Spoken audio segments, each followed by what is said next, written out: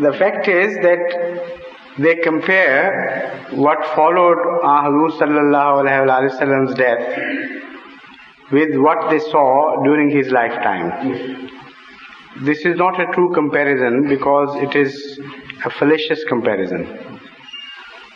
What is more important, and this is the fundamental point in this allegation or this point of view, which has to be analyzed first.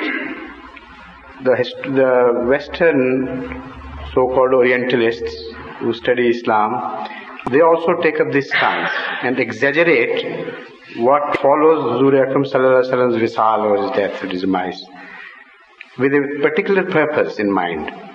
They want to say that all the gains of Islam were temporary and transient, and nothing was left in it. The moment Hazrat sallallahu alaihi wasallam closed his eyes, everything was totally lost, and the Arab returned to its old pre-Islamic feudal position. So that was the gain of Islam. Only a few years of Hazrat sallallahu alaihi wasallam time, and after all that bloodshed, it is not worthy of mention in the history of nations. That is the real objection behind all these exaggerations of history and all, distortion of history. The fact is that this comparison is wrong. We must be pragmatic about what happened and start from the beginning. The Arabs whom Hazrat sallallahu alaihi wasallam addressed, they were a completely different people from the Arabs which he left. So different that they are unrecognizable. Not only this is true, but that is also true, that those who had gone astray after his death and fought with each other, even those were so different from the pre-Islamic Arabs that there is no comparison to be made.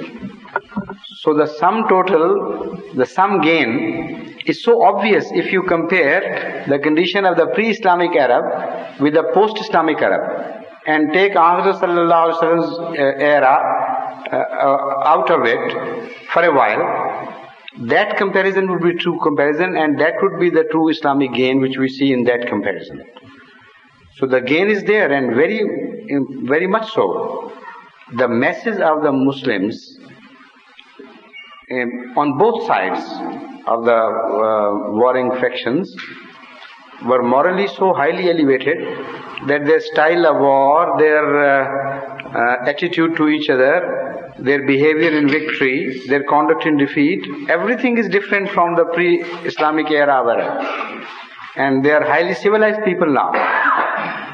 So what happened then? If they had gained so much, why a difference appears from the time of Hazrat sallallahu alaihi wasallam and the time after his departure? That is very obvious.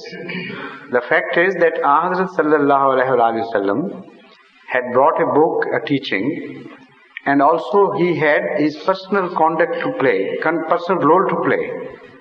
The book in itself was not enough, nor the teaching. It was his outstanding authority and outstanding example which completely dazed the Arabs. They were such unruly, defiant people that the greatest miracle that was shown by Hazrat Muhammad Mustafa sallallahu alaihi wasallam was this, that he harnessed them so perfectly and so completely that they were like fully trained animals. It was not within them to revolt against him. And that was due to his personal influence in addition to the Islamic influence. When he was removed from the scene, there had to be a difference. If there were no difference, then one should say that to be, for Hazrat sallallahu alaihi wasallam to be or not to be, that was not very much important. While it was, nobody could replace Hazrat sallallahu alaihi wasallam completely and perfectly. So that gap which appeared, the sudden shock, that had to be noticed, and that is what is noticed being from here nowadays, looking backward at the history. But not noticed, not observed in its true perspective. That is an additional fact, to which you have yourself pointed out. The additional fact is that the animosities between the two factions of Sunnis and Shias on the one hand, and the hostile attitude of the middle era Orientalists have both together have joined hands to distort those images. Whenever there is one particular issue to be observed, and I have investigated myself, I found that still there are seeds of truth scattered here and there in history, and still it is possible to put two and two together by a little effort, by the exertion of a little effort. So this is the approach, exactly what you find in Khatam al-Nabiyyin, the book Khatam al-Nabiyyin by Hazrat Mirza Bashir Ahmad Sahib. He has straightened up quite a few things there. While the historians had distorted these things, so it is for Ahmadis first to straighten things up, to put them back in the true perspective. Even when they do it, they must not hope too much, because a difference will positively be observed between the state of people whom we find in the time of Hazrat Muhammad Mustafa Sallallahu Alaihi Wasallam and the state of people whom he left and after he left. Because his presence cannot be completely filled by any person on earth, however pious he may be. And the people whom he addressed were so unruly, and for centuries it had been their second nature to fight with each other, to revolt against authority, to take up petty differences and enlarge them into huge wars of bloodshed and destruction. This was the people. So they had to revert anyway. Like a spring, when you leave it, it automatically collapses to its original size. But if a too powerful a hand has extended it, it won't fall back to the same original position. Still it will fall back. So what Hazrat Muhammad Mustafa Sallallahu Alaihi Wasallam brought about was the miracle that spring was left very little to recede to its original position.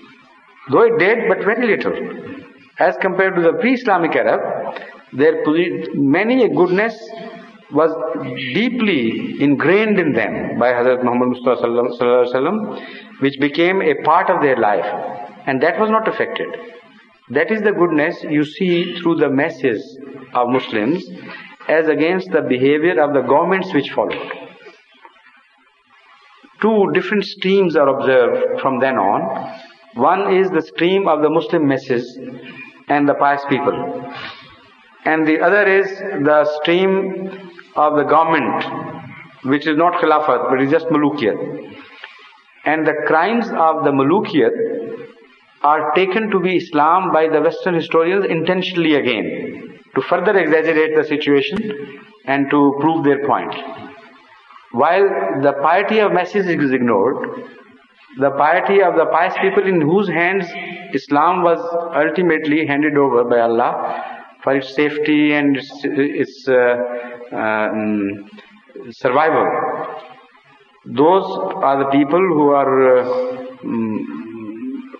termed differently, Ghaus, Qutb and Wali and these people. I'm talking of them. They are spread all over the Islamic world. Fuqaha, the great traditionists and so on and so forth. It was they who carried the banner of Islam, not the governments of Muslims. So it is an intentional distortion of history on the part of hostile historians to present Islam from the mirror, from the reflection in the mirror of the government. While that was not Islam, that was opposed to the real Islam in fact.